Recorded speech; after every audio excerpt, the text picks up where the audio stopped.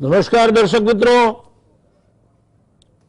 આજે એક એવા વિષય પર આપણે ચર્ચા કરવાના છીએ કે જે તમારા ઘરે કોઈ પણ બાળક ભણતું હોય તો એની આજ અને આવતીકાલને સ્પર્શે છે. વાત કરીએ છીએ આપણે ઓનલાઈન શિક્ષણની અસરકારકતાની. કોવિડના કારણે આ દેશમાં બાળકોનું શિક્ષણ ખોરવાઈ ગયું છે. બેકારી અને અર્ધબેકારી કેર વર્તાવી રહ્યા છે. તેવે સમયે Indian institute of management Ahmedabad દ્વારા એક સર્વે અને અભ્યાસ કરવામાં આવ્યો છે. કોરોનાને કારણે થયેલ લોકડાઉન અને કર્ફ્યુ ગરીબો માટે મહામારીથી પણ વધારે ભયંકર પુરવાર થઈ રહ્યા છે. લોકડાઉનને કારણે શહેરના મજૂર વર્ગ પર પડેલી અસર તેમજ શાળાઓ અને કોલેજો બંધ રહેતા અપ્રત્યક્ષ એટલે કે ઓનલાઈન શિક્ષણ પદ્ધતિના પરિણામો પણ ચોંકાવી દે તેવા છે. આ સર્વે દ્વારા કાઢવામાં આવેલ કેટલાક તારણો મુજબ માર્ચ 2020 પછી 30% વિદ્યાર્થીઓ શિક્ષણ કાર્યથી સાવ અળગા રહ્યા છે. આ વિદ્યાર્થીઓને ઓફલાઈન અથવા ઓનલાઈન કોઈ પણ પ્રકારનું શિક્ષણ પ્રાપ્ત થયું નથી, જેને કારણે તેઓ શિક્ષણ અને શૈક્ષણિક વ્યવસ્થાથી સાવ કપાઈ ગયા છે. શિક્ષણથી અળગા રહેલા વિદ્યાર્થીઓમાંથી 33% વિદ્યાર્થીઓ એવા છે કે જેઓ નિયમિત સ્કૂલમાં હાજરી આપતા હતા. સર્વે થકી આવરી લેવાયેલમાંથી 26% બાળકો એવા હતા કે જેઓ સરકારી સ્કૂલોમાં અભ્યાસ કરે છે, જ્યારે 22% વિદ્યાર્થીઓ ખાનગી સ્કૂલોમાં અને રાઇટ ટુ એજ્યુકેશન અંતર્ગત પ્રવેશ મેળવીને અભ્યાસ કરે છે. આ બધા જ વિદ્યાર્થીઓનો માર્ચ 2020 થી શિક્ષણ સાથેનો નાતો સાવ તૂટી ગયું છે એવો આઈઆઈએમનો આ અભ્યાસ કહે છે.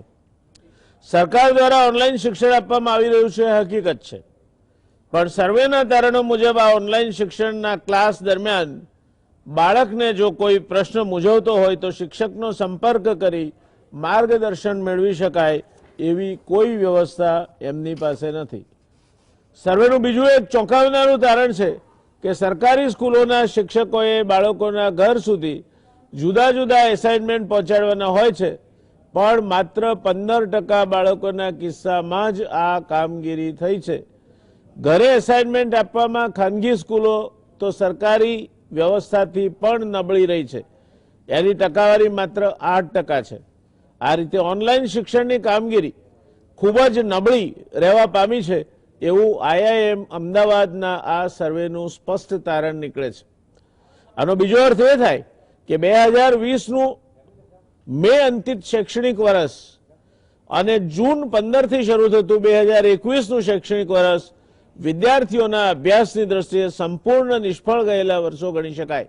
અંગ્રેજીમાં જેને ટોટલ વોશઆઉટ કહે એ પ્રકારના વર્ષો કે જેમાં કશું જ શિક્ષણને લગતું ખાસ કરી શકાયું નથી, એ પ્રકારની પરિસ્થિતિનું નિર્માણ થયું છે. હવે આ સ્થિતિમાં ગુજરાતના પ્રાથમિક શિક્ષણ લેતા વિદ્યાર્થીઓનું શું થશે?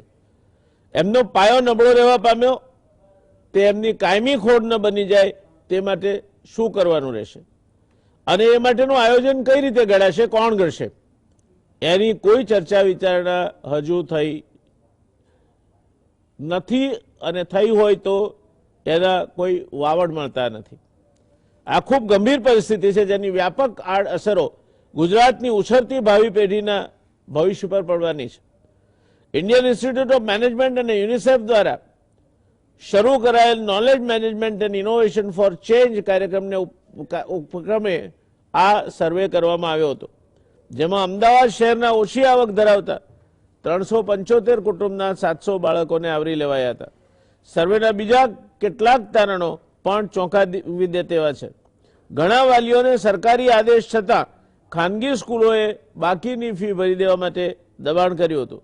ઘણા વાલીઓને સ્કૂલ બદલી નાખવા માટે પણ દબાણ કરવામાં આવ્યું હતું. આ તારણોમાં એક મહત્વનું તારણ છે કે સરકારના પ્રયત્નો છતાં પણ સરકારી સ્કૂલોમાં અભ્યાસ કરતા 85% બાળકોને લોકડાઉન દરમિયાન મધ્યાહન ભોજન માટે મળનારી સરકારી સહાય મળી નથી. હમણાં નેશનલ ફેમિલી હેલ્થ સર્વે 5 બહાર પડ્યો છે, જેમાં ગુજરાતના 6 મહિનાથી માંડીને 5 વર્ષ સુધીના 80% બાળકો કુપોષિત છે તેવી ચોંકાવનારી હકીકતો બહાર આવી છે। આ અગાઉ નેશનલ ફેમિલી હેલ્થ સર્વે 4 માં આ સર્વેની ટકાવારી કુપોષિત બાળકોની ટકાવારી 6 મહિનાથી માંડીને 5 વર્ષ સુધીના 63% હતી। એટલે આમ જોઈએ તો 17%નો વધારો થયો, પણ 63 ને પાયો લઈએ તો આ વધારો 26% કરતાં વધારે થયો છે। આ સંયોગોમાં જ્યારે કેન્દ્ર સરકારના ઠરાવ પ્રમાણે તમામ બાળકોને પોષણક્ષમ ખોરાક પૂરો પાડવા માટે મધ્યાહન ભોજન યોજના ચલાવાય છે, લોકડાઉન દરમિયાન પણ આ યોજના કાર્યરત હતી, તો પછી 85% બાળકોને મધ્યાહન ભોજન અથવા તેના બદલામાં અન્ય કોઈ લાભ ન મળે તેવું બને તે ગુજરાત જેવા પ્રગતિશીલ રાજ્યના સરકારી તંત્ર માટે નાલેશી ભર્યું છે એમ કહેવામાં જરાય અતિશયોક્તિ નથી। એક બાજુ બાળકોને પોષણયુક્ત ભોજન અથવા એના બદલામાં બીજી કોઈ સહાય ન મળે, ત્યારે બીજી બાજુ IIM અમદાવાદ દ્વારા કરાયેલા સર્વે પ્રમાણે 60%થી ઓછા ઘરમાં 4Gના સ્માર્ટફોનની સુવિધા છે।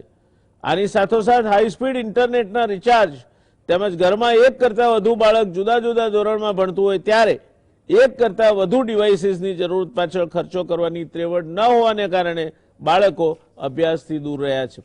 એક કહેવત છે કે ભરતામાં ભરાય ને પડતાને પાટું, એ સાચી પડતી હોય તેમ આ સર્વેના એક તારણ મુજબ ગુજરાતમાં અનલોક જાહેર થયા બાદ 85% પરિવારના સભ્યોએ ફરીથી કામ પર જવાનું શરૂ કરી દીધું છે, પરંતુ ચોંકાવનારી બાબત એ છે કે લોકડાઉન પહેલા જે વેતન મળતું હતું તે વેતનમાં મોટો ઘટાડો થયો છે। આને પરિણામે ગરીબીમાં જીવતા આ કુટુંબોને બે છેડા ભેગા કેમ કરવા તે પણ એક મોટી મુશ્કેલીનો પ્રશ્ન બની ગયો છે। દર્શક મિત્રો, બીજી બાજુ જે અબજોપતિઓ છે, ધનિકો છે, એમની સંપત્તિ આ જ ગાળા દરમિયાન 50%થી માંડીને 250% કરતાં વધારે વધી છે। ભલે આ બેરોજગારીની કક્ષામાં ન આવે, પણ જેમના પગારો કાપી નાખવામાં આવે છે અને મજબૂરીથી જ એમને નોકરી કરવી પડે છે, એને અર્ધ બેરોજગારીની પરિસ્થિતિ કહીએ તો એમાં જરાય અતિશયોક્તિ ના ગણી શકાય। ફૂડ ફોર ઓલ યોજના નીચે તેમજ અન્ય સહાય હવે બંધ થઈ ગઈ છે। 1.61 લાખ રેશનિંગ કાર્ડ એ શાંત થઈ ગયા છે કેટલાક ટેકનિકલ કારણોસર। આ સંયોગોમાં આ કુટુંબના બાળકોને પેટનો ખાડો પૂરવામાં ફરજિયાત બાળમજૂરીના રસ્તે જવું પડે તો એમાં આપણે કોનો વાંક કાઢીશું? અને બાળમજૂરીના રસ્તે એમને જવું હોય તો પણ મજૂરી ક્યાં છે? માધ્યમોથી માંડીને આખું તંત્ર કોરોના કેન્દ્રિત થઈ ગયું છે। ક્રિકેટની મેચ રમાતી હોય તેમ કોરોનાનો સ્કોર સરકાર દ્વારા બહાર પાડવામાં આવે અને માધ્યમો એના આધારે પોતાના સમાચારો બનાવે છે। ઘણીવાર નવાઈ લાગે છે કે આ તે કોરોના છે કે ક્રિકેટ, પણ મહામારી કોરોના કેટલાક જીવતા લોકો માટે બદથી બદતર પરિસ્થિતિનું સર્જન કરી ચૂકી છે। તેની ચર્ચા તો થતી જ નથી। સમાજ વ્યવસ્થાને સમરસતાનોમાં ભૂક્કો બોલી ગયો છે। અનેક અબજોપતિઓની સંપત્તિ આ જ કોરોના કાળ દરમિયાન દોઢી કે બમણી થઈ છે। એમની સંપત્તિમાં એક બાજુ અબજો રૂપિયાનો વધારો થયો, જ્યારે બીજી બાજુ 10 કરોડથી વધુ લોકો આ દેશમાં ગરીબીની રેખા નીચે ધકેલાઈ ગયા છે। એમના માટે 2 ટંકનો રોટલો મુશ્કેલ બન્યો છે। એમના બાળકોની શિક્ષા દીક્ષા અટવાઈ પડી છે। એટલું જ નહીં, એ ગાડી ફરીથી પાટા પર ચડશે કે કેમ તે સામે ગંભીર પ્રશ્નાર્થો ઊભા થયા છે। હંગર વોચ સર્વેના તારણો મુજબ લોકડાઉન પછી અને શ્રમિક અને વંચિત પરિવારોને ખાવાના સાસા પડ્યા છે। 21.8% પરિવારોને ઘણીવાર ભૂખ્યા પેટે સુવાનો વારો આવ્યો છે, જ્યારે 20.6% પરિવારોને પૂરતું અનાજ નહીં હોવાથી ભૂખ્યા રહેવું પડ્યું છે। રેશન કાર્ડ સાયલેન્ટ થતા, અને તે પણ 1.61 લાખ જેટલા રેશન કાર્ડ સાયલેન્ટ થયા છે। આ ગરીબોની હાલત કફોડી બની। 6 મહિનાથી અનાજ લીધું ન હોય તેવા કેટલાય પરિવારોના રેશન કાર્ડ સાયલેન્ટ કરી દેવાયા છે। આ હંગર વોચ સર્વેની ભલામણ છે કે શ્રમિક અને વંચિત વર્ગની સ્થિતિને જોતા જાહેર વિતરણ વ્યવસ્થા હેઠળ દરેક વ્યક્તિને આગામી 6 મહિના માટે 10 કિલો અનાજ, 1.5 કિલો ગોળ અને 800 ગ્રામ ખાદ્ય તેલ આપવામાં આવે।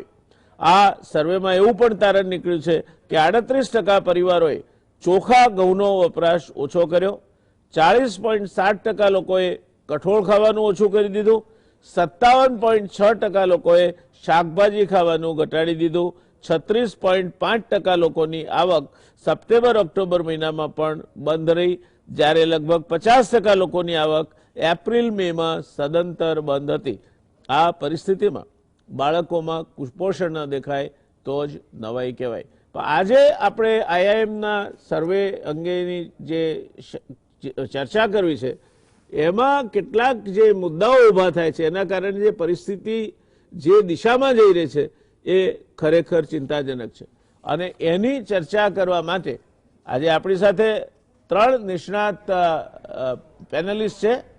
ડૉક્ટર કિરીટભાઈ જોશી એ ગુજરાત સમાચાર ટેલિવિઝનના દર્શક મિત્રો માટે કોઈ પણ પ્રકારના પરિચયના મોહતાજ નથી. કિરીટભાઈ નિયમિત રીતે આપણને માર્ગદર્શન આપતા રહે છે. રાષ્ટ્રીય એવોર્ડ વિજેતા શ્રેષ્ઠ શિક્ષક અને શિક્ષણવિદ તરીકે કિરીટભાઈનું નામ અગ્રીમ હરોળમાં છે. અશ્વિનભાઈ મહેતા સુરતના વનિતા વિશ્રામના એ વાઇસ ચેરમેન છે. સત્યસાઈ એજ્યુકેશન ટ્રસ્ટના પ્રમુખ છે. શાળા સંચાલન તરીકેનો બહોળો અનુભવ અશ્વિનભાઈ ધરાવે છે. રેખાબેન વ્યાસ મૂળ અખિલ ભારતીય વિદ્યાર્થી પરિષદના ખૂબ લાંબો સમય સુધી એક આગેવાન રહ્યા. શિક્ષણ સાથે ખૂબ જ નજદીકથી જોડાવાનો અને શૈક્ષણિક સંસ્થાઓ અને યુનિવર્સિટીઓ કઈ રીતે ચાલે છે એનો પ્રત્યક્ષ અનુભવ કરવાનો મોકો રેખાબેને મળ્યો છે. આજે દિવાન બલ્લુભાઈ સ્કૂલ જે અમદાવાદની એક અગ્રીમ હરોળની પ્રખ્યાત સ્કૂલ છે એના તેઓ શ્રી પ્રિન્સિપાલ છે. ચર્ચાની શરૂઆત કરીશું કિરીટભાઈ આપથી. મુદ્દો એવો છે કે કોરોનાના કારણે લોકડાઉન આવ્યું. એ જરૂરી આપણે લોકડાઉન કેમ આવ્યું એની ચર્ચા નથી કરતા, પણ આવ્યું. પરિણામ સ્વરૂપ શાળાઓ બંધ થઈ, પરીક્ષાઓ ના લેવાય. એટલે જે મે અંતિત શૈક્ષણિક વર્ષ હતું એમાં બાળકો લગભગ કોરા દાકોડ જેવા બહાર આવ્યા. ત્યાર પછી 2021નું જૂનમાં શૈક્ષણિક વર્ષ શરૂ થાય તે વર્ષ શરૂ થયું જેના અત્યાર સુધી ક્યાંય કોઈ ઢંગધડા નથી, કોઈ ઠેકાણા નથી. એની પરીક્ષાઓ ક્યારે લેવાશે કોઈને ખબર નથી. ઓનલાઈન શિક્ષણ એ અગાઉ પણ આપણે ચર્ચા કરી ત્યારે એની વ્યાપક અસરો અને એની સફળતા વિશે મોટા પ્રશ્નાર્થો મૂકવામાં આવ્યા હતા. ઇન્ડિયન ઇન્સ્ટિટ્યૂટ ઓફ મેનેજમેન્ટ અમદાવાદના સર્વેએ આ જે આશંકાઓ હતી તે સાચી પાડી છે. ત્યારે એક શિક્ષણવિદ તરીકે કિરીટભાઈ હું આપને પૂછવા માંગુ છું કે એક 5મા ધોરણમાં ભણતો કે 6ઠ્ઠા ધોરણમાં ભણતો વિદ્યાર્થી એનું 5મું ધોરણ કે 6ઠ્ઠું ધોરણનો તો અભ્યાસ કાચો રહ્યો. હવે એ આગળના ધોરણનો અભ્યાસ તો કરી જ નથી રહ્યો અત્યારે, એટલે એ અભ્યાસ પણ કાચો રહેશે. તો આ અભ્યાસ જ્યારે ઓનલાઈન શિક્ષણ 30% સુધી પણ પહોંચી નથી શકતું એની અસરકારકતા વિશે ઘણા મોટા પ્રશ્નાર્થો છે. અસાઇનમેન્ટ આપવાની બાબતમાં સરકારી અને ખાનગી બંને શૈક્ષણિક સંસ્થાઓ ખાસી ચિંતા કર્યા વગર કામ કરે છે. તો શું લાગે છે આપને આ ભાવિ પેઢીનું શું થશે? ત્યાગ સાહેબ, આપે ખૂબ અગત્યના પ્રશ્નની ચર્ચા કરી રહ્યા છો અને આપે રજૂ કરેલી સમસ્યાઓ સાથે હું સહમત છું. પણ સાથે સાથે મારે કહેવું છે કે આજે જે આઈઆઈએમ જેવી પ્રતિષ્ઠિત સંસ્થા છે અને એમની વાતો હંમેશા વિચારણા યોગ્ય હોઈ શકે, પણ એમના દ્વારા જે સંશોધન થયું છે એ સમગ્ર વ્યાપ વિશ્વના નમૂનામાં માત્ર 1%થી પણ ઓછું છે.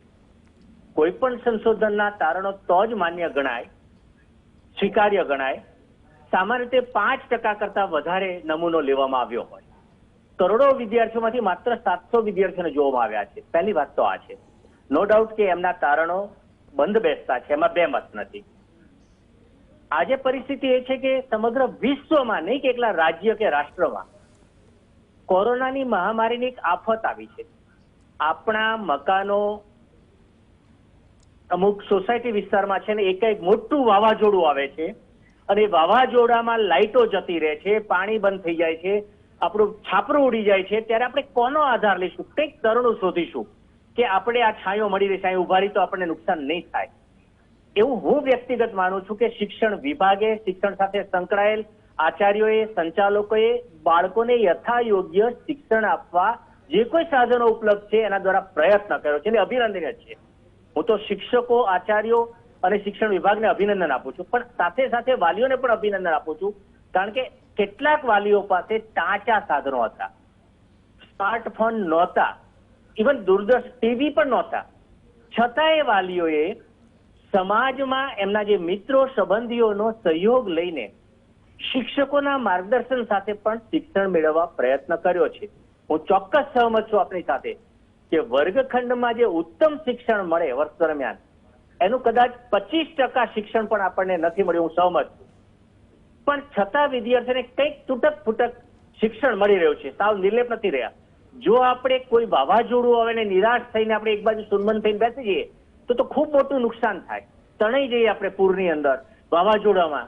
એમ આની અંદર પણ જો બિલકુલ શિક્ષણ ન અપાયું હોત તો કદાચ બાળકોનો તણાવ વધી જાત, વાલીઓનો તણાવ વધી જાત, કદાચ શૂન્ય મનસ્ક બની જાત, કેટલાક બાળકોના તો માનસિક સમતુલા તૂટી જાત. હું વ્યક્તિગત આવું માનું છું, મારો અભિપ્રાય છે. પણ ઓનલાઈન શિક્ષણ આપવાથી કે દૂરદર્શનના માધ્યમથી શિક્ષણ આપવાના લીધે જે રાજ્યના કેટલાક શ્રેષ્ઠ શિક્ષકો છે જેમની પાસે ક્ષમતા છે, ઉત્તમ ક્ષમતા છે, એ ક્ષમતાનો શિક્ષણ વિભાગે પણ મદદ લીધી છે, ઉપયોગ કર્યો છે. આચાર્યોએ અને સંચાલકોએ પણ સારા શિક્ષકોના જે વિડીયો છે એની મદદ લીધી છે અને વિદ્યાર્થીઓને પહોંચાડવા પ્રયત્ન કર્યો છે.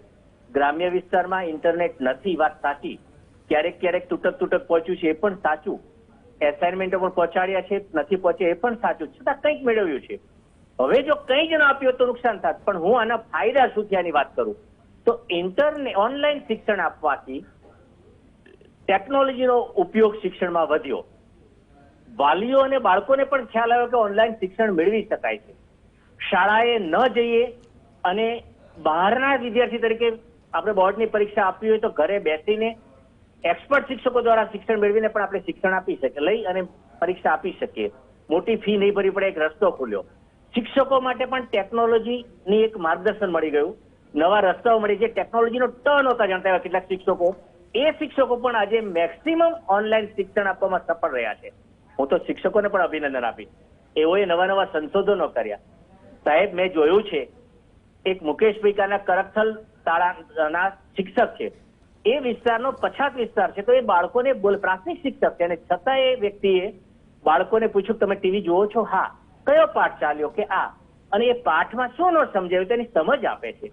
આવા જ બીજે પાટણ તાલુકાના કેટલાક શિક્ષકો છે, તેઓએ શું કર્યું તો કે પોતાનું ટીવી હોય કે ગામના ટીવી હોય, એ ટીવીની બાજુ પછાત વિસ્તારના બાળકોને બોલાવી લે અને પછી ટીવીનો પાઠ પૂરો થયા પછી એની ચર્ચા કરે છે. તો કેટલાક શિક્ષકોએ પોતાના જે મોબાઈલ છે એના દ્વારા વિડીયો બનાવ્યા અને વિડીયો બનાવી 15-20 ગ્રુપ બનાવ્યું અને અલગ અલગ અંતરે બેસાડી એની ચર્ચા કરીને બાળકોના ચહેરા જોવા જેવા હતા. શિક્ષકોના ચહેરા તો મેં જોયો, પણ શિક્ષકો જયારે મારી સાથે વાત કરતા હતા ને કે સાહેબ એ વિદ્યાર્થીઓ જે શિક્ષણ મેળવ્યું છે ને, મને એમ થયું કે મેં મારી કારકિર્દી સફળ થઈ ગઈ. આવા સરસ સંશોધનો થયા છે. મારી તો એક વાત આગળ છે સાહેબ, કે આજે દૂરદર્શન છે કે ટીવી છે કે ટીવી ચેનલો છે કે પ્રિન્ટ મીડિયા છે, એમાં કોરોનાની બહુ ચર્ચા ચાલી, આટલા કેસ થયા, આટલા મૃત્યુ થયા ને, પણ એની સાથે ક્યારેક એવી ચર્ચા પણ ચાલી કે ઓનલાઈન શિક્ષણ નથી મળતું ને ફી વધારો ખૂબ છે ને, ખૂબ ચર્ચાઓ કરી. પણ ક્યારેક સમાજના કોઈ પણ ઘટક પક્ષે કે મીડિયાના ઘટક પક્ષોએ, આચાર્યો કે શિક્ષકોએ કે શાળાએ જે નવા સંશોધનો કરી, નવા પ્રયોગો કરી બાળકોને શિક્ષણ આપવા પ્રયત્ન કરો છે, એની નોંધ નથી લેવાઈ. જો એની નોંધ આટલી જ લેવાઈ હોત તો આજે આપણે જે ચર્ચા કરી છે ને, ચર્ચાના બદલે એ ચર્ચા હોત તો ઘણા બધા પોઝિટિવ વિચારો થાત. અને શિક્ષણકારો એને કહી શકાય કે જે પોઝિટિવ વિચારો સમાજને વહેંચે. હું એવું માનું છું. અને મીડિયાનો આ રોલ ઉત્તમ હોવો જોઈએ, હોય છે, પણ આ એક વાત વધારી શકીએ, હવેથી પણ શરૂ કરી શકીએ. ત્રીજો મુદ્દો આપનો એ હતો કે આવું થયું છે તો હવે શું, ઓછું શિક્ષણ મળ્યું, આગળ વર્ગ બઢતી આપવામાં આવશે તો શું? તો માસ પ્રમોશન તો શક્ય નથી. હાઈકોર્ટનો સ્પષ્ટ ચુકાદો દિવાન સાહેબનો છે કે તમે એનાથી બાળકોની કારકિર્દી બગાડો છો. પણ જે શિક્ષણ ચાલ્યું હોય એના આધારે જે પરીક્ષણ કાર્ય થયું હોય, એના આધારે મૂલ્યાંકન કાર્ય થયું હોય, જે તે વિસ્તારની શાળાઓ દ્વારા એને ધ્યાનમાં લઈ અને નિયમો બનાવી વર્ગ બઢતી આપી શકાય. પણ વાત એ તોય છતાં કચાશ રહેવાની છે, એની સાથે હું સંપૂર્ણ સહમત છું. બાળકોના શિક્ષણમાં આ વર્ષે કચાશ રહેવાની જ છે, એ સાચું. પણ કેટલાક શિક્ષિત પરિવારો એને પૂર્તતા કરી શકશે, પણ કેટલાક નહીં કરી શકે, સાચું છે. ત્યારે હું શિક્ષણ વિભાગને વિનંતી કરું, માનનીય શિક્ષણ મંત્રી અને મુખ્યમંત્રીને પણ વિનંતી કરું કે આવતા વર્ષે માનો કે વર્ગબઢતી આપીને નવું વર્ષ આવી જાય છે. આજે જે બાળકો 5મામાં છે એને વર્ગબઢતી મળી ગઈ અને 6ઠ્ઠામાં આવે છે, 6ઠ્ઠામાં છે, 7મામાં આવે છે અને કચાશ રહી છે.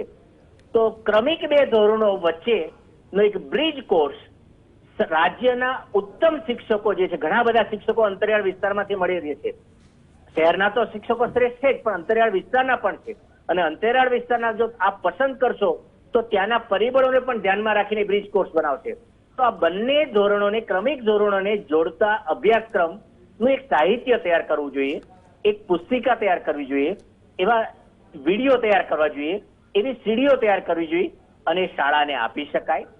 શાળામાં એ 15, 20, 25 દિવસનો આ કોર્સ હોય. જ્યારે પણ આ કુદરતી આપત્તિમાંથી આપણે બહાર આવીએ અને નિયમિત શાળા શરૂ થવાની હોય, એ પહેલાના 15, 20 દિવસ આ વિડીયો દ્વારા, સીડી દ્વારા, સાહિત્ય દ્વારા, શિક્ષકોના માર્ગદર્શન સાથે જો બ્રિજ કોર્સ ચલાવવામાં આવશે ને, તો પણ મારી અને તમારી જે મનની જે આજે શંકાઓ છે, જે સમસ્યાઓ આપણને દેખાઈ રહી છે, એનું ઉત્તમ સમાધાન થશે એવું માનું છું. બાકી શિક્ષણ વિભાગે ઉત્તમ પ્રયત્ન કર્યો છે અને જે તે આવા વંટોળની વચ્ચે પણ કંઈક પકડી રાખવા માટે પ્રયત્ન કર્યો છે એવું મારું વ્યક્તિગત મંતવ્ય છે. ધન્યવાદ કિરીટભાઈ. દર્શક મિત્રો, એવો ક્યાંય ચર્ચામાં આશય નથી કે શિક્ષણ વિભાગે પ્રયત્ન નથી કર્યો. એવો કોઈ આશય નથી કહેવાનો કે શિક્ષકોમાં કેટલાક ઉત્સાહી શિક્ષકો નથી. હકીકત, વાસ્તવિકતા એ છે કે 70% બાળકો સુધી આ પહોંચી નથી શક્યું. ક્યાંક અંતરના કારણે નથી પહોંચી શક્યું, ક્યાંક ગરીબીના કારણે નથી પહોંચી શક્યું, ક્યાંક આંતરમાળખાકીય સવલતોના અભાવને કારણે નથી પહોંચી શક્યું. એના કારણે એ ઘણ કાચો રહેવાનો, અને એ ઘણ કાચો રહેવાનો એના માટે શું વ્યવસ્થા કરવી એની ચિંતા કરવાની છે. બાકી રાજ્ય સરકારે તો બહુ ઉત્તમ કામ કર્યું છે. એમાં રાજ્ય સરકારને આપણે સર્ટિફિકેટ આપવાની જરૂર નથી. શિક્ષકો પણ આઇસોલેટેડ કેસીસમાં સારા કામો કરે છે. જે સારી સ્કૂલો છે ત્યાં સારું કામ થાય છે. જે સારા પરિવાર છે એમના બાળકો સારું ભણે છે. ઓન ધ કોન્ટ્રારી, આ પ્રકારની વ્યવસ્થાએ એક મોટો સોશિયલ ડિવાઇડ ઉભો કર્યો છે અને એને જો આપણે નહીં સ્વીકારીએ તો આ એક વખતે માસ પ્રમોશન આપીને આપણે પસ્તાયા છીએ. એ પરિસ્થિતિનું નિર્માણ કદાચ આખો ને આખો લોટ કાચા ઘાણ તરીકે જાય અને સાહેબ ગુજરાતી જેવા વિષયમાં 1 લાખ છોકરાઓને તમારે ગ્રેસ માર્ક આપવા પડે તો આપણે કયા પ્રકારનું ગુજરાતનો ભાવિ શિક્ષિત યુવાન પેદા કરવા તરફ આગળ વધી રહ્યા છીએ એ પણ વિચારવું જોઈએ. એટલે જે તકલીફ છે એની વાત છે. બાકી બધું બહુ સારું થયું છે, એમાં કોઈ શંકા છે જ નહીં. સારું થશે એમાં પણ કોઈ શંકા નથી. પણ law of fittest survival and the best gets the best treatment એ આમાં સંપૂર્ણપણે ઓપરેટિવ બન્યું છે. અને અપવાદરૂપ, because exceptions prove the rule, અપવાદરૂપ કિસ્સાઓમાં ક્યાંક સારા પ્રયત્નો થયા છે. એમ તો પાટણની કિરીટભાઈએ દાખલો આપ્યો, પાટણમાં એક વિવેકાનંદ ઇવનિંગ સ્કૂલ છે જે કામ કરતા બાળકોને સાંજે મફત ભણાવે છે. કોઈનું દાન લેતા નથી, નાણાકીય સહાય લેતા નથી અને છતાં 350 જેટલા બાળકોને શિક્ષણ આપે છે. એટલે સમાજમાંથી હજુ માણસાઈના દીવા બુઝાઈ નથી ગયા. પણ મૂળ વાત એ છે કે આખા માસનું શું થશે?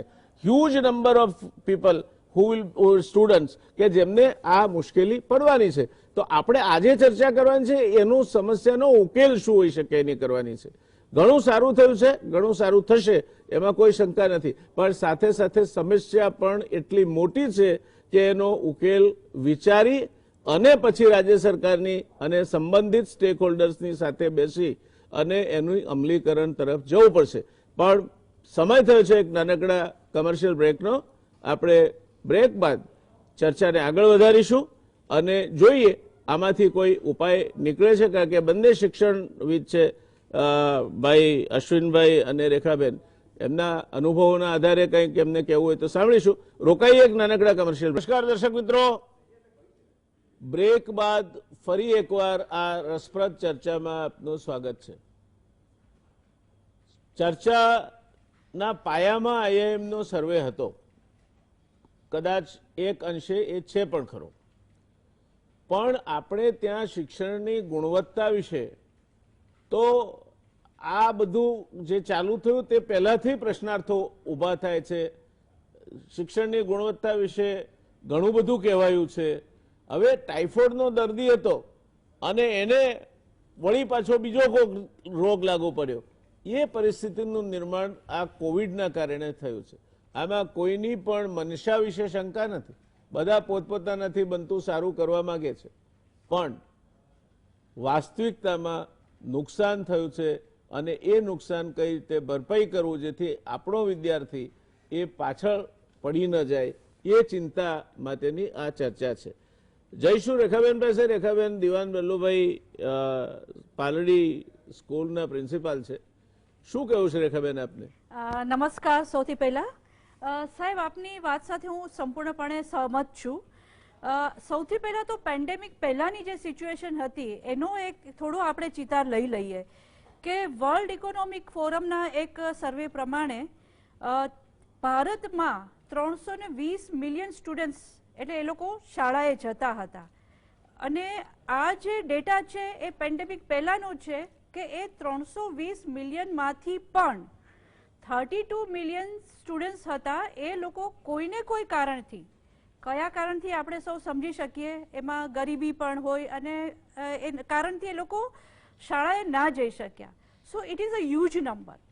અને જ્યારે આપણે દેશનો અત્યારે આપણને ખ્યાલ છે કે જ્યારે 10 કરોડ લોકો બિલો પોવર્ટી લેવલ જીવતા હોય ત્યારે આ નંબર કે જે લોકોને સાચું અને સારું એજ્યુકેશન નથી મળી શકતું એ કેટલો મોટો હોઈ શકે એની આપણને ચોક્કસ કલ્પના થાય. આઈઆઈએમનો જે સર્વે હતો એ એક આપણા માટે ચોક્કસ આધાર છે. અને એ સર્વે પ્રમાણે જે 700 વિદ્યાર્થીઓ એટલે 350 ફેમિલીઝનો એમણે સર્વે લીધેલો, એમાંથી 700 વિદ્યાર્થીઓ એવા હતા કે જે લોકો આ લોકડાઉનના સમયમાં બિલકુલ શાળાએ ગયા જ નથી અને એમણે ઓનલાઈન શિક્ષણનો બિલકુલ એમણે ફાયદો લીધો નથી. એટલે જ્યારે આ આપણે ગેપનો વિચાર કરીએ, જેમ સાહેબે વાત કરી આપણી સાથે કે ગયું વર્ષ જે લાસ્ટ યર હતું એમાં બાળકોને આપણે એમના પરફોર્મન્સના બેઝ ઉપર આપણે એમને પ્રમોટ કર્યા છે. નેક્સ્ટ યરમાં આ વર્ષે આખું વર્ષ ઓનલાઈન એજ્યુકેશન થયું છે અને આવતા વર્ષે આપણને હાલત ખબર નથી. We are completely in an uncertain zone. Vaccine શોધ માટે સતત પ્રયત્નો થઈ રહ્યા છે. એ ક્યારે સક્સેસફુલ જાય તેના માટે 1 વર્ષ, 2 વર્ષ, 3 વર્ષ એ પણ આપણને ખ્યાલ નથી. અને કોરોનાનો વાયરસ પણ જ્યારે એનું વિવિધ સ્વરૂપ બદલી રહ્યો છે ત્યારે ચોક્કસ સરકારે, આપણે શિક્ષણવિદો અને શિક્ષકો, વાલીઓ તમામ લોકોએ આના માટે સભાન રહી અને બાળકોને સારામાં સારું એજ્યુકેશન આપી શકીએ એના માટે પ્રયત્ન કરવા જોઈએ. હું જોશી સાહેબની વાત સાથે સંપૂર્ણ સહમત છું. શિક્ષકોએ ખૂબ પ્રયત્ન કર્યા છે. જે શિક્ષકોને ટેકનોલોજી માટે એમે ખાસ કરીને ગામડાના શિક્ષકો કદાચ એમને બ્લેકબોર્ડ ઉપર રહીને જ ભણાવવાની આદત હશે, એ લોકોએ પણ આજે ટેકનોલોજીને સહારો લઈ અને ટેકનોલોજીના આધારથી બાળકોને કઈ રીતે શિક્ષણ આપવું એવી એ લોકોએ એક આદત પાડી દીધી છે. તો I really salute to all the teachers for that. પરંતુ તેમ છતાં જ્યારે ઓફલાઈન એજ્યુકેશન અને ઓનલાઈન એજ્યુકેશનની કમ્પેરિઝન કરવામાં આવે સો કોઈ સવાલ નથી કે આપણે શાળામાં જ્યારે બાળકો શાળાનું પગથિયું ચડે ત્યારથી એનું એજ્યુકેશન શરૂ થઈ જતું હોય છે. મોનિટર જ્યારે બાળકના એન્ટર થાય ને સવારે અને જોવે કે બાળકે માથામાં તેલ નાખ્યું છે કે નહીં, ત્યારથી એની એક કેળવણીની પ્રોસેસ શરૂ થઈ જાય છે. એટલે ઓનલાઈન એજ્યુકેશન એ માત્ર વિષયને ભણાવવાનું એના પૂરતું મર્યાદિત નથી. આપણે જે અત્યારે સમસ્યા થાય છે એ જ થાય છે. ગવર્મેન્ટના પ્લેટફોર્મ્સ ખૂબ સરસ છે, ગવર્મેન્ટ ખૂબ સરસ પ્રયત્ન કરી રહી છે.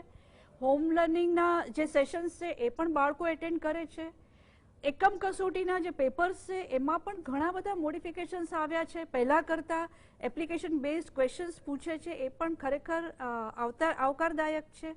પરંતુ તેમ છતાં પણ જે બાળક જેને વેલ્યુ એજ્યુકેશનની જ્યારે આપણે વાત કરીએ એનામાં મોરલ એના સર્વાંગી વિકાસની વાત કરીએ, એનામાં સ્કિલ ડેવલપમેન્ટની વાત કરીએ, એને ઓબ્ઝર્વેશન અને અન્ડરસ્ટેન્ડિંગથી એને સમજવાનો વિષયની અંદર ઉતરી અને એમાં એને આગળ કઈ રીતે વધવું આગળ એ હદ સુધી એ લિમિટ સુધી શિક્ષકોને પહોંચવાની વાત કરીએ ત્યારે સર્ટનલી મારે સાહેબે કબૂલ કરવું પડશે કે ઓનલાઈન એજ્યુકેશનના ઘણા બધા લિમિટેશન્સ પણ આપણી પાસે છે.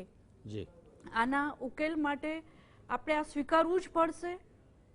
ગવર્મેન્ટે ચોક્કસ આના માટે શું થઈ શકે કે બાળકનો સર્વાંગી વિકાસ થાય, માત્ર અને માત્ર વિષય પૂરતું એ સીમિત ના બને, એનું સોશિયલ ડેવલપમેન્ટ પણ થાય, એનું ઇમોશનલ ડેવલપમેન્ટ પણ થાય, એ ડિપ્રેશનમાં ના આવે, એ હંમેશા ઉત્સાહથી પ્રેરિત રહે.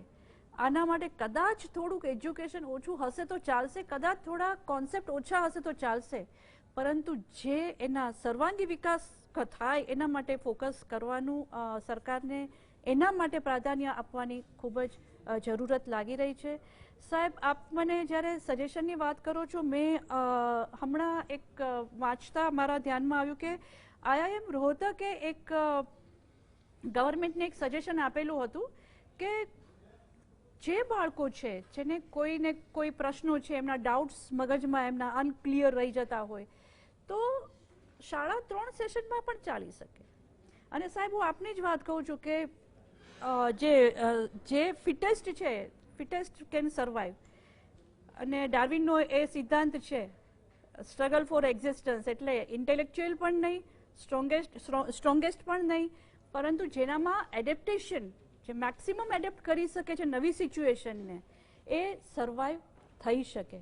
તો આપણી સરકારે એક એવો ઉપાય કરવો જોઈએ કે જ્યાં આગળ ખૂબ બધી ફ્લેક્સિબિલિટીઝ હોય, જ્યાં કોઈ નિયમોની જડતા ના હોય, માત્ર ને માત્ર એ જ ધ્યાનમાં રાખવામાં આવે કે બાળકોનો વિકાસ એ જ અમારું પ્રાધાન્ય છે. એટલે IIM રોહતકના વિદ્યાર્થીઓએ પણ એક જે મોડેલ રજૂ કરેલું કે 3 સેશનમાં પણ શાળા ચલાવી શકાય, ભલે ને 3 કલાક માટે બાળકો આવે, ભલે 10-10ના કે 5-5ના ગ્રુપમાં આવે, પણ એટલીસ્ટ એ બાળકો એમના શિક્ષકો સાથે થોડું ઇન્ટરેક્શન કરે, ક્લાસરૂમમાં રૂબરૂ જઈને એ લોકો એક લર્નિંગનો એક એક્સપિરિયન્સ લે, એને શું પ્રશ્નો છે, એનું શિક્ષક સાથે એક રેપો ડેવલપ થાય, આ બધો ચાન્સ બાળકોને મળી રહે. એના માટે મને આ એક સજેશન પણ બહુ જ સારું લાગ્યું હતું કે ગ્રેજ્યુઅલી પણ ધીરે ધીરે 5 કે 10 કે નાના ગ્રુપમાં પણ બાળકોને શાળામાં અલાઉ કરવા જોઈએ. સાહેબ, અત્યારે મારે આપને ખાસ કહેવાનું હતું કે અમારી શાળામાં અમને ઘણી વખત ઈચ્છા થાય, વિદ્યાર્થીઓ અમને કહે કે અમને મેડમ આ સમજમાં નથી આવતું, we are ready to teach them, પરંતુ અમને પણ એ ડર હોય કે જો વિદ્યાર્થીઓ આવશે તો એમને કશો પ્રોબ્લેમ થશે તો શું, એટલે અમે એમને બોલાવી શકતા નથી. તો થોડી ફ્લેક્સિબિલિટી ગવર્મેન્ટના તરફથી જો રૂલ્સમાં ક્યાંક આવે તો એ વધારે સારું છે. આ સિવાય જે ટીચિંગ ટેકનિક્સ છે એ ટીચિંગ ટેકનિક્સમાં પણ વૈવિધ્ય લાવવાની બહુ જ જરૂર છે. એમાં માત્ર ને માત્ર ટીચિંગ સિવાય અનેક પ્રકારના કાર્યક્રમોને પણ અંદર એક પ્રાધાન્ય આપવું જોઈએ. જેમ કે અમે આજે ઓનલાઈન ઝુમ્બા સેશન ચલાવેલું હતું, તો ઓનલાઈન યોગા સેશન પણ અમે આના પહેલા ચલાવેલું હતું. તો આ પ્રકારના અલગ અલગ પ્રકારના કાર્યક્રમો હોય કે જે બાળકોને મોટર નર્વ્સ છે એને પણ એ એક એક્ટિવ કરે અને ultimately which helps in learning process. તો આ સાહેબ મને બહુ જ જરૂરી લાગે છે. ધન્યવાદ રેખાબેન, ઘણી નવી વાતો કરી આપે આપની ચર્ચામાં. એક વાત અશ્વિનભાઈ, આપની પાસે આવું ત્યારે અત્યાર સુધીની ચર્ચા પરથી મને ઉપસ્થિત હોય તેવું લાગે છે કે પ્રશ્ન તો છે, કોઈ પણ ઉકેલ તરફ જવું હોય તો એનું પહેલું પગથિયું છે પ્રશ્નનો સ્વીકાર, અને એ પ્રશ્નનો સ્વીકાર કરીએ તો પછી ધીરે ધીરે કરતા એના ઉકેલ તરફ જવા માટેના રસ્તા નીકળે. બીજું પગથિયું છે આમાં સ્ટેક હોલ્ડર્સ સાથે ઇન્ટરેક્શન કરી અને એમના અનુકૂળતા પ્રમાણેનો રસ્તો શોધાય અને ક્યાંક ઇનોવેટિવ ટીચિંગ ટેકનિક્સનો પણ ઉપયોગ થાય. અને ત્રીજું છે, માની લો કે ધેટ ડિસ્પાઇટ 6થા ધોરણમાં 7મા ધોરણમાં બાળક 20% 30% નબળું રહ્યું છે, તો એના માટે સાંજે 2 કલાક એક્સ્ટ્રા ક્લાસીસ રાખીને કે બીજી કોઈ વ્યવસ્થા કરીને એની એ નબળાઈને ક્યાંક ને ક્યાંક રિપેર કરવાનો એને મરામત કરવાનો પ્રયત્ન થાય તો આ પ્રશ્નમાં મહદઅંશે આપણે બાળક આગળ જાય ત્યારે એને કોઈ રેસિડ્યુઅલ વીકનેસીસ ન રહે તેવું દેખાય છે. આપે ચર્ચા સાંભળી, બંને નિષ્ણાતોને સાંભળ્યા. આપ તો એક એવી સંસ્થાના વાઇસ ચેરમેન છો કે જે સંસ્થા 100 વર્ષ કરતાં વધારે જૂની છે અને જેનો એક ઉજ્જવળ ઇતિહાસ છે સુરતમાં. શું કહેવું છે આપને આ બાબતે? જેના હું 3 મુદ્દા વિશે વાત કરીશ. એક છે 30% જે વિદ્યાર્થીઓ ઓનલાઈન શિક્ષણથી વંચિત રહી ગયા છે તેની બાબત. એ બાબત ઘણી સાચી છે. હું ધારું છું બંને તજજ્ઞો પણ એમાં સંમત થાય છે. જે વિદ્યાર્થીઓ ઓનલાઈન શિક્ષણ લીધું છે એમાંથી કેટલાને એનો સ્વીકાર થયો છે, એનું ગ્રાસ્પિંગ થયું છે, એ લેવલ તો હજી ચેક થઈ શકતું જ નથી, થઈ શકશે પણ નહીં. ત્રીજો પ્રશ્ન છે કે આનો કોઈ ઉકેલ હોઈ શકે કે કેમ. ઓનલાઈન શિક્ષણથી એક નવું માધ્યમ શિક્ષણ માટેનું ઊભું થયું એમ કહી શકાય, પણ એ ફિઝિકલ એજ્યુકેશનને કોઈ પણ સંજોગોમાં બીટ કરી શકે એવું નથી. રેખાબેનના સજેશન સાથે કદાચ હું એનાથી વધારે આગળ કહેવા માંગીશ કે વિદ્યાર્થીઓને પૂરતી કોરોનાની કાળજી રાખીને જો શાળાની અંદર 30% વિદ્યાર્થીઓને રોટેશનમાં બોલાવવામાં આવે તો હું એવી સમજુ છું કે જે ઓનલાઈન શિક્ષણની અંદર ખામીઓ રહી ગયેલી છે એટલા ભાગને કદાચ સમારી શકાય. એક મહત્વની વસ્તુ એવી છે કે આપણે ધોરણ 5, 6, 7 કે 8 ની વાત કરી એને બદલે 9, 10, 11 ની અંદર પણ જે પ્રેક્ટિકલ છે કેમેસ્ટ્રી, ફિઝિક્સ અને બાયોના એ થઈ શકતા નથી. સ્પોર્ટ્સ જેવી રમત પણ પ્લેગ્રાઉન્ડ ઉપર રમી શકાય નથી. આ બધા જે શૂન્યાવકાશ ઉભા થયેલા છે એ કેવી રીતે પૂરવા એને માટે શિક્ષણવિદોએ બેસવું પડે. પણ ચાલુ વર્ષના અભ્યાસ માટે માત્ર 3 થી 4 મહત્વના ચેપ્ટરો નક્કી કરીને એનું એક જ પુસ્તક બનાવવામાં આવે અને તેના દ્વારા પરીક્ષાની કોઈ તૈયારીઓ કરાવવામાં આવે તો હું સમજુ છું કે એક રેસીના આધારે તમે એમને મૂલ્યાંકન કરી શકશો. ઓનલાઈન શિક્ષણના લિમિટેશન વિશે ઘણી બધી ભારતભરમાં અને દુનિયાભરમાં ચર્ચા થઈ ગઈ છે, પણ ભારત જેવા ખાસ કરીને જ્યાં ઇન્ટરનેટની સ્પીડ નથી મળતી, જ્યાં એક સરખા ગેજેટ્સ નથી, કેટલાક પાસે મોબાઈલ કેવો છે, કેટલાક પાસે ટેબ્લેટ કેવું છે, આવા સંજોગોમાં શહેરી વિસ્તારના બાળકો સિવાય ગ્રામ્ય વિસ્તારના બાળકોને કદાચ 30% નહીં પણ 50% જેટલા વિદ્યાર્થીઓ ઓનલાઈન શિક્ષણથી વંચિત રહ્યા છે. હું અત્યારે પણ ગામડાઓમાં જાઉં છું, તેના જે ફીડબેક મળે છે તે ફીડબેકના આધારે 100% કહી શકું છું કે ગામડાના વિદ્યાર્થીઓને ઓનલાઈનથી ઘણા જ વંચિત રહ્યા છે. શહેરના વિદ્યાર્થીઓમાં પણ જે તકલીફ છે, પરંતુ જે શાળા અને એના શિક્ષકો કૌશલ્યવાન છે એમણે ખરેખર ઉત્તમ શિક્ષણ આપ્યું છે. એમણે હું મારા પોતાના ઘરમાં પણ એ જ પ્રમાણે શાળાના શિક્ષકો સાથેની લિંકમાં દાખલ થઈને પણ જોઉં છું કે શિક્ષકો એમનું ખૂબ જ સર્વસ્વ આ કામની અંદર આપી રહ્યા છે. માત્ર એક જ ઇન્ટેન્શન છે કે આપણો વિદ્યાર્થી એના મિનિમમ કોર્સની બહાર નહીં રહી જઈ શકાય. પણ જે શૂન્યાવકાશ ઉભો થયો છે એ શૂન્યાવકાશ વર્લ્ડ ઓવરમાં છે. એટલે એના આગલા વર્ષના પરિણામો માટે, આગલા વર્ષના સિલેબસ માટે અત્યારથી થોડી તૈયારીઓ થઈ જાય અને એને માટે રાજ્ય સરકારો કન્કરન્ટ લિસ્ટમાં છે શિક્ષણ, એટલે એના શિક્ષણવિદો નિયમિત ઝડપથી આ વિષયો પર નિર્ણય લે એ જરૂરી છે એવું મારું માનવું છે. જી, ધન્યવાદ અશ્વિનભાઈ. ઘણી અગત્યની વાત કહી આપે. જોશી સાહેબ, આપે આપના 2 સાથી પેનલિસ્ટને સાંભળ્યા. ફરી આપને કહું છું કે સરકાર બરાબર નથી કરતી અથવા તો શિક્ષણ બરાબર નથી અપાતું, આવો કોઈ ઈરાદો આ ચર્ચાનો છે જ નહીં. આ ચર્ચાનો ઈરાદો માત્ર ને માત્ર ભવિષ્યમાં આ જે આપણને જે ટાઇફોઇડના કારણે ક્ષતિ ઊભી થઈ છે એમાંથી કઈ રીતે આપણે આપણા ભાવિ જે વિદ્યાર્થીઓ છે એમને બચાવી શકીએ અથવા એના માટે શું કરવું જોઈએ એની ચિંતાને ચિંતન કરવા માટે આઈઆઈએમનો સર્વે આપણે બેઝ પર તરીકે લીધો છે. હું સંમત છું આપની સાથે કે સેમ્પલ સાઇઝ નાની છે, પણ એ દિશા નિર્દેશ તો એક દિશામાં કરે છે અને મારા તમારા આપના અને બીજાના અનુભવો પણ એમાં જોડીએ તો કંઈક આપણને એક દિશા મળી રહે છે. વાત એ છે, મારે આપનો અનુભવ અથવા આપનું માર્ગદર્શન એ માટે જોઈએ છે કે આ પરિસ્થિતિમાં કયું આપનું પ્રિસ્ક્રિપ્શન શું છે આમાંથી બાળકને નુકસાન કર્યા વગર 12મા ધોરણ સુધીમાં બાળક બરાબર થઈ જાય. કાલને કાલ નહીં થઈ જાય, પણ 12મા ધોરણ સુધીમાં એની આ જે કંઈ ક્ષતિઓ છે એ રિપેર થઈ જાય અને આપણા બાળકો કોલેજમાં જાય ત્યારે કમસે કમ એ જ જાણે કોરોના નહોતો આવ્યો અથવા લગભગ નથી આવ્યો એ રીતે જાય. એ માટે શું કરવું જોઈએ, આપને શું લાગે છે? સાહેબ, આપની ચિંતા અથવા સમસ્યા એ દર્શાવી બહુ જ વાસ્તવિક છે અને એનું ચિંતન જે તમે મૂક્યો છે ને વિષય બહુ અગત્યનો છે. હું તો રાજ્યના સમગ્ર શિક્ષક ગણને કહું છું, શિક્ષણ સાથે સંકળાયેલ ઘટક પક્ષોને કહું છું કે આના અંગેના ઉપાયો આપની પાસે હોય એની એક સજેશનો આવવા જોઈએ અને બે વહેંચતા રહેવા જોઈએ જે બીજા એનો ઉપયોગ કરી શકે. એટલે હું આપને 3-4 વાત કરીશ. એક વાત મેં આપણે બ્રિજ કોર્સની કરી, એને સરકારે પણ સ્વીકારવી પડે, શાળાએ પણ સ્વીકારવી પડે. જે બાળકોને એક ધોરણમાં જે કચાશ રહી છે અને આગળના ધોરણમાં જે જઈ રહ્યા છે એ બંને વચ્ચેનો બ્રિજ કોર્સ બનશે તો એને ખૂબ પૂરક બનશે.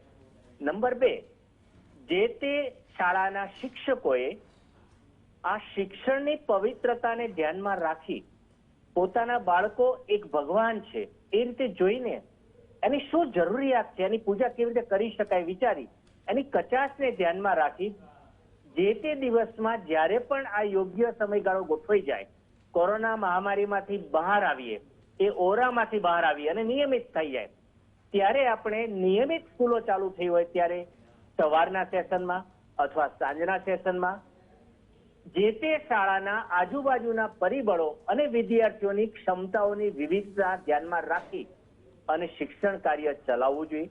કચાશને દૂર કરવા માટેની પ્રેક્ટિસ આપવી જોઈએ, એનું સાહિત્ય આપવા પ્રયત્ન કરવો જોઈએ. અને જો શિક્ષકો પોતાના નાના જૂથમાં કરશે ને તો પણ આ સમસ્યા આખા રાજ્યની રાષ્ટ્રની હલ થઈ જાય, દરેક કક્ષાએ જો આ કરે તો.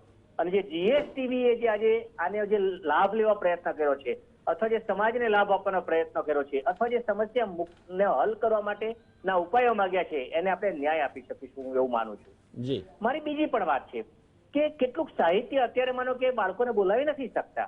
મારા બંને મિત્રોએ કીધું બાળકોને બોલાવવાની છૂટ આપવી, પણ જયારે છૂટ આપશે સરકાર તો આપણે બધા જ અથવા અન્ય વ્યક્તિઓ એમના ઉપર માછલા ધોશે, શાળા કેમ ચાલુ કરી, આ છે તે છે, આવું થાય. એટલે અત્યારે એવું વિચારી શકાય જ્યાં સુધી પ્રોપર ન થાય ત્યાં સુધી શિક્ષકો યોગ્ય સાહિત્ય તૈયાર કરે અને જ્યારે નિયમિતતા થાય અથવા અત્યારે સાહિત્ય વહેંચતા રહેવાય, એવી સીડીઓ આપતા રહેવાય તો પણ એ બાળકો સક્ષમ બનશે, એમની કચાશ દૂર થશે. અને 5-5 ના જૂથને તમે વિડીયો કોન્ફરન્સથી બાળકોને જોડતા રહો, એમની સમસ્યાઓ જાણો. મારી સમસ્યા છે અને શિક્ષક તો હું તો કહું છું વિદ્યાર્થીઓના દ્વારે જઈ શકે. શિક્ષક વિદ્યાર્થીના દ્વારે જાય ને તો ઉત્તમ શિક્ષણ મળી રહે. એટલે શિક્ષકે વિદ્યાર્થીના ઘરે જવાનું નથી, પણ વિડીયો કોન્ફરન્સથી 5-10 ગ્રુપ બનાવો અને દરેકને 1 વે નહીં 2 વે પ્રશ્નોની ચર્ચા કરો તો પણ આ જે કચાશ રહી છે ને એને દૂર કરી શકાશે. હું વ્યક્તિગત માનું છું. સામાન્ય ઉપાયો દર્શાવ્યા, આવા અનેક ઉપાયો હોઈ શકે છે. મૂળ વાત દર્શક મિત્રો એ છે કે આ માટેની વિચારણાની શરૂઆત થવી જોઈએ અને એ વિચારણા કરવાનું કામ એકલી સરકારનું નથી, શિક્ષણવિદોનું છે, વાલીઓનું પણ છે અને આરોગ્ય સાથે સંકળાયેલ જે આખું તંત્ર છે. કારણ કે હજુ પણ રસી આવી નથી, રસી આવશે આવશે આવશે થાય છે, પણ 30 કરોડને રસી આપવાની હશે તો આ વર્ષનો અંત એટલે 2021ના અંત સુધી એ કામ પૂરું કરી શકવાની શક્યતાઓ ઓછી છે.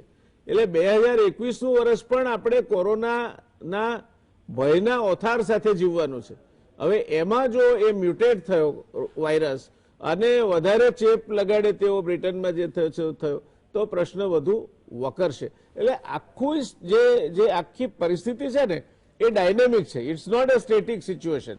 એટલે મને લાગે છે ત્યાં સુધી રિજિયોનલી વાલીઓના સંગઠનો, શિક્ષકોના સંગઠનો, સરકારના સંબંધિત ખાતાઓ, આરોગ્ય વિભાગ અને સમાજશાસ્ત્રીઓ, કારણ કે શાળા એ સમૂહ જીવન માટેનું એક મોટું પ્લેટફોર્મ છે. આજે બાળકો વાયોલન્ટ બન્યા છે, બાળકોમાં ચીડિયા થઈ ગયા છે, આવા પણ અભ્યાસો આવ્યા છે. એટલે આ એક સમૂહ જીવનનું પ્લેટફોર્મ છીનવાયું છે, તે પણ કઈ રીતે આપણે આપવું તેની ચિંતા કરવાની રહેશે. રેખાબેન, આપ અને અશ્વિનભાઈ બંને માટે 3-3 મિનિટ છે. આ ચર્ચાના પહેલા રાઉન્ડમાં આપે બધું સાંભળ્યું. 3 મિનિટમાં આપ આનો સાર શું એ જો કહો તો મને લાગે છે કે આગળ એને કઈ રીતે લઈ જવી તેમાં ઉપયોગી થશે. સાહેબ ખૂબ જ મહત્વની જવાબદારી આપે આપી. 3 મિનિટમાં સાર કહેવાનું ખૂબ જ મુશ્કેલ છે. સ્વાભાવિક છે, આપણે સૌએ જેમ સાહેબે કહ્યું એ રીતે સ્વીકારવું જ પડશે કે કોરોનાની મહામારીમાં ઓનલાઈન એજ્યુકેશનથી બાળકોના શિક્ષણ પર ખૂબ જ માઠી અસર થઈ છે. આ વાત આપણે સ્વીકારવી જ પડશે. અને જોશી સાહેબે જે આપણે હમણાં જે સજેશન આપ્યા, કેમ કે ultimately we have to find out the solution. જે થયું છે એના માટે કોઈ છૂટકો નહોતો અને એ આપણા હાથમાં એ વસ્તુ હતી પણ નહીં, એના માટે આપણે સ્વીકારીએ છીએ. પરંતુ જોશી સાહેબે જે આપણને સજેશન્સ આપ્યા તે ખૂબ જ આવકાર્ય છે. જેમ એમણે એક જે વાત કરી કે બ્રિજ કોર્સ એવું એક આપણે કરવું કે જેનાથી કરીને જ્યાં બાળકનો ગેપ છે એ આપણે શિક્ષકો છે એ પૂરું કરી શકે. અને સૌથી મોટી જવાબદારી સાહેબ આમાં શિક્ષકોની ઘણી બધી મોટી જવાબદારી બનશે, કેમ કે શિક્ષકોએ વિદ્યાર્થીઓ સાથે આત્મીયતા કેળવી અને એમને આ ટીચિંગની પ્રોસેસમાં ઇન્વોલ્વ કરવાના છે. અને એ જેટલું લાગે છે એટલું સહેલું કામ નથી, ઘણું અઘરું કામ છે, પરંતુ શિક્ષકોએ આ ચેલેન્જ પણ સ્વીકારવી પડશે. અને આ સાથે રાજ્ય સરકારને પણ એક વિનંતી કે કંઈક એવી થોડી ક્યાંક એવી છૂટછાટ આપે કે જેથી કરીને સાહેબે જે રીતે વાત કરી એ રીતે પ્રેક્ટિકલ્સ માટે વિદ્યાર્થીઓ આવી શકે, અથવા તો નાના ગ્રુપમાં કોઈ પ્રશ્નો હોય 5 કે 10ના ગ્રુપમાં એ શિક્ષકો સાથે સોલ્વ કરવા આવી શકે તો કદાચ ઘણા બધા પ્રશ્નોનું નિરાકરણ આવી શકે. જી ધન્યવાદ. ચર્ચિલને કોઈએ પૂછ્યું હતું કે તમે તમારું ભાષણ કઈ રીતે તૈયાર કરો છો, ત્યારે એને સુંદર જવાબ આપેલો કે જો મારે 30 મિનિટ માટે બોલવાનું હોય તો હું 30 સેકન્ડ પણ નથી વિચારતો, 30 સેકન્ડ માટે બોલવાનું હોય તો હું 30 મિનિટ વિચાર કરું છું. 3 મિનિટમાં આ આખો સાર કેવો એ મુશ્કેલ કામ છે. રેખાબેન આપે સરસ રીતે કર્યું છે. અશ્વિનભાઈ, આપને મારે એક વિશિષ્ટ સીધો પોઈન્ટેડ પ્રશ્ન પૂછવો છે કે આ બધી જ પરિસ્થિતિ જે આપણે આપ કહેવા જઈ રહ્યા છો એમાં એવું કંઈ થઈ શકે કે નોડલ પોઈન્ટ તરીકે શાળાઓ નક્કી કરાય અને એમને એ સારીમાં સારી શાળાઓ એ બાકીની જે પ્રમાણમાં નબળી શાળાઓ હોય એની જવાબદારી સ્વીકારી લે એક, અને બીજું કમસે કમ આવનાર 5 વર્ષ માટે સરકારની પ્રાથમિક શાળાના શિક્ષકોને શિક્ષણ સિવાયના બાકીના કામ આપવામાં સરકાર મોરેટોરિયમ નાખે. આપણી બીજા વાત સાથે ખૂબ જ રીતે સંમત થાઉં છું કે શિક્ષકોને હવે અન્ય કામોમાં નહીં રોકવામાં આવે, કારણ કે જે અદભુત પરિસ્થિતિ ઉપસ્થિત થયેલી છે જેથી માત્ર એકેડેમિક બાબત પર એ લોકો કોન્સન્ટ્રેશન કરે. મારું એવું એક સજેશન છે કે એને આપણે બ્રિજ ક્રોસ કહીએ અથવા રિવિઝન માટેનું એક મોડેલ કહીએ કે જે મોડેલ તૈયાર થાય આવતા વર્ષના પહેલા 6 મહિના માટેનું, અને એ મોડેલ ઉપર જ સમગ્ર ગુજરાતમાં એટલીસ્ટ કોન્સન્ટ્રેશન થાય અને તે મુજબ જ એની પરીક્ષાઓ, એનું ઓનલાઈન શિક્ષણ, એનું સાહિત્ય અને એના બધા એસાઇનમેન્ટ કે સેમિનારો પણ એને બેઝ ઉપર થાય. તે અત્યારથીનું જો સંશોધન કરીને 1-2 મહિનામાં જાહેર કરવામાં આવે, કેમ કે યુઝ્યુઅલી માર્ચ એપ્રિલની અંદર આગલા વર્ષનું સાહિત્ય પ્રિન્ટિંગ થવા માંડતું હોય છે, એટલે જૂનથી જે નવું વર્ષ શરૂ થવાનું છે શૈક્ષણિક વર્ષ એને માટેની પણ ચિંતાનો એક વિષય અત્યારથીનો આવી ગયો છે. એટલે એને માટેનો કોર્સ અત્યારથી ડિક્લેર કરી દેવામાં આવે અને એની અંદર કોઈ ચેપ્ટરો ગણવામાં નહીં આવે, પણ કોઈ એક બ્રિજ અથવા કોઈ એક રિવિઝન પ્રકારનું એક જ પુસ્તક કરવામાં આવે તો તેને આધારે કંઈક નવો ચીરો ગુજરાત બધાને આપી શકે એવું મારું સૂચન છે. દર્શક મિત્રો, આજની ચર્ચાનું એક તારણ તો બહુ લાઉડ એન્ડ ક્લિયર જેને સ્પષ્ટ ઉપસે છે તે છે કે, અને એમાં કોઈનો વાંક નથી, કોઈનો વાંક કરવો હોય તો કોરોનાનો વાંક છે, પણ એ કોરોનાના કારણે આપણા બાળકોને ગયા અડધું વર્ષને આ આખું શૈક્ષણિક વર્ષ કચાશનો અભ્યાસક્રમ ભણવો પડશે એ પ્રકારની પરિસ્થિતિનું નિર્માણ થયું. હવે એ બાકીનું જે આગળ જતા આ કઈ રીતે પૂરક ઉપાયો થકી આ ખાડો પૂરવો તે માટેની ચિંતા શિક્ષણવિદો, શિક્ષણ ખાતું અને સંબંધિત સ્ટેક હોલ્ડર્સ એટલે સ્કૂલ અને સ્કૂલનું મેનેજમેન્ટ અને આરોગ્ય વિભાગ, કારણ કે કોવિડના કારણે શું શું પરિસ્થિતિ ઊભી થાય, આ બધાએ ભેગા થઈને અત્યારથી વિચારણા શરૂ કરવી જોઈએ. તો જૂન 2021માં નવું શૈક્ષણિક વર્ષ શરૂ થાય ત્યારે એક ચોક્કસ રોડમેપ તૈયાર થયો હોય. સવાલ આ રોડમેપ તૈયાર કરવાનો અને બધાને સાથે રાખીને બધા સ્ટેક હોલ્ડર્સની વાત સાંભળીને તૈયાર કરવાનો છે. મને ખાતરી છે રાજ્ય સરકાર અને શિક્ષણવિદો આ દિશામાં વિચારશે. કિરીટભાઈ તો રાજ્ય સરકારને પણ સલાહ આપતા હોય છે, તો આ બાબતો રાજ્ય સરકાર સુધી પહોંચાડાય, મારાથી બનતો પ્રયત્ન હું પણ કરીશ. અને આ બધા આપણે ભેગા થઈને, આ સહિયારું કામ છે, એક સહિયારા પુરુષાર્થ તરીકે ઉપાડી લેવાય તો આપણી આવનાર, આ જે અત્યારની પેઢી છે, જે આવનાર નાગરિકો છે આવતા સમયના, એમના ઉપર કદાચ આપણે એક મોટો ઉપકાર કર્યો ગણાશે. અને જો આપણે ચૂકી જઈશું તો એ પેઢી આપણને ક્યારેય માફ નહીં કરે. આ વાત સાથે આપણે આજની ચર્ચાનું સમાપન કરીએ છીએ. મળીશું સોમવારે વળી એક નવી વાત સાથે, નવા ટોપિક સાથે, નવા પેનલ સાથે. આવજો. શુભરાત્રી. Take care. શબ ખેર.